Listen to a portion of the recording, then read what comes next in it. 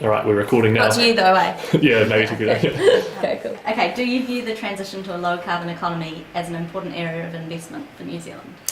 Yes, it is. It's the only investment that will see us into a future where we can take care of all our people and our environment and protect our economy.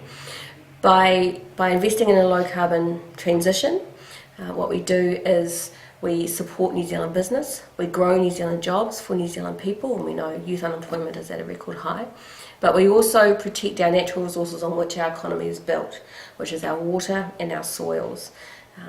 We can do that and have a strong economy and be a responsible global citizen, which is what New Zealanders have prided themselves on for many decades now. Yeah, so how should our government promote the research, development and deployment of new green technologies and sustainable practices? I think there's different ways of doing this. One of the solutions we've provided is retaining our energy companies in state ownership, using them to support local New Zealand businesses who are involved in sustainable technologies. So issuing green energy bonds where ordinary New Zealanders can invest in the public state-owned companies, energy companies, but that money is ear-tagged for, or earmarked I think is the word, for New Zealand businesses, their R&D, their research work, or taking their product to market, for example, so they get the opportunity to market their products overseas or domestically as well. We can use our public assets in a way that drives our economy and supports New Zealand business. Cool. In your opinion, is the ETS an equitable system which delivers the right economic signals, incentives to emitters? No, I don't think that. I think that because there is such a significant subsidy of that's what $1.8 billion, I think, a year to the big polluting industries. It means taxpayers, ordinary New Zealanders, are having to pay for the pollution that is going on, the carbon pollution. We don't need to do that. We need everybody to share the burden and the cost fairly. The public are already having to do that. Industry needs to take their fair share of the cost, and then government needs to make sure that there is a good regulatory system that supports those businesses, and particularly support small New Zealand businesses at the same time. We need a better price on carbon, and we need a sinking lid. Okay. What are your opinions on expanding our country's fossil fuel industry? I think that's a dead-end road. That is not going to get us anywhere, but digging up our country and effectively selling it off to international markets at a very miserable price. New Zealanders won't get anything out of that, actually. It won't provide for our energy needs, it isn't going to provide jobs, it's not going to provide income. It just does damage. If we invest our resources and our intellectual capacity in sustainable technologies here, we create jobs, businesses in New Zealand, and we create jobs in New Zealand, and we grow our independence, our resilience as a community and as an economy. What do you see as the main future sources of energy for New Zealand? Do you feel the government should be giving more support to renewable energy industries? They should, and we've had attempts to do that, say with the biofuels industry, for example, with the home insulation program, with the solar program as well.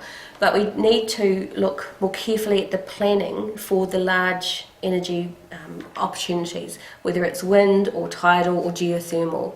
I think hydro is now is really not appropriate, the large hydro that we've seen, and the Greens are certainly opposed large hydro projects like Mokahinui Dam, for example, Project Hayes, Project Aqua.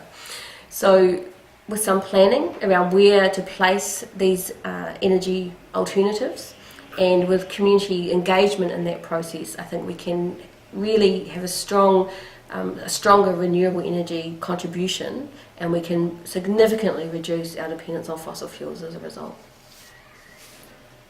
Cool. Do you support the reallocation of spending on new roads towards low carbon and public transport initiatives? Well, yes, we do.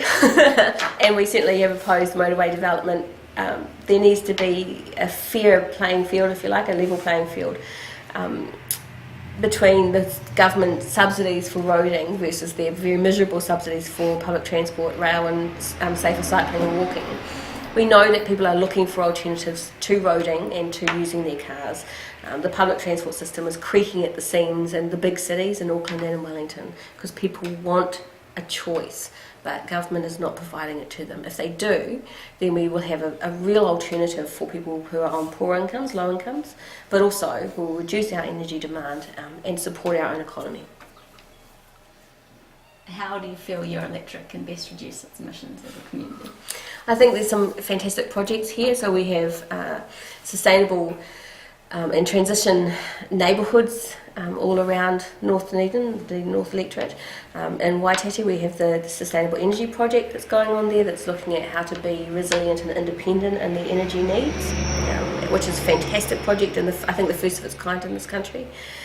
We need to have effective public transport. I personally am in favour of rail, better use of the rail network to bring people from Palmerston down into the city and back again on a regular basis so that people have choices that don't involve using their cars. We also need to focus on landlords, particularly in the student areas where we have a significant proportion of substandard housing that is cold and damp. It costs money in terms of energy for those who are using that housing, but it's also costing us in health.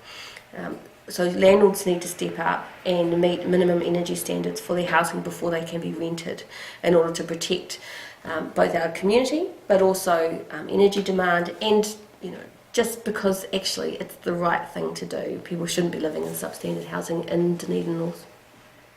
Cool, and finally to sum up, do you think that New Zealand's current position on climate change is acceptable? No, I don't. I do believe 100% that the community is much more advanced sort of commitment to making a change for climate change than the government is, and that the government is lagging behind our community. Business is seeing the market opportunities and are gagging, really desperate for support from government to look at those sustainable alternatives. The community is ready to take further changes, whether it's feed-in tariffs or a variety of ways. The government needs to show leadership, to involve the community and to have a plan for that transition to a low-carbon economy. It is our only alternative. Cool. What role must our government play to ensure that our domestic and international commitments on climate change are met? Well, I don't believe in this fast follower business. I think that's rubbish. It's an abrogation of our global responsibilities as a citizen of what is our only planet. If we are to be leaders for our own community and to make sure that we have a resilient economy in the future, we need to take a leadership position globally as well, and to show that small countries like ours can make changes that will contribute to a reduction in greenhouse gas emissions and a safer global climate, if you like. We are so dependent in this country on natural resources, whether it's our water or our soils, our fisheries. All are very badly impacted by climate change in one form or another. If we want to keep our people safe, or if we want jobs in the future, we have to take a leadership role on climate change. And finally, what must our nation's public do to convince the government to take more drastic action? The public have a huge number of choices about what they do. They are engaged in both local government and in central government activities. We have an election coming up on November 26th. Your vote is a political tool that can be used for climate change.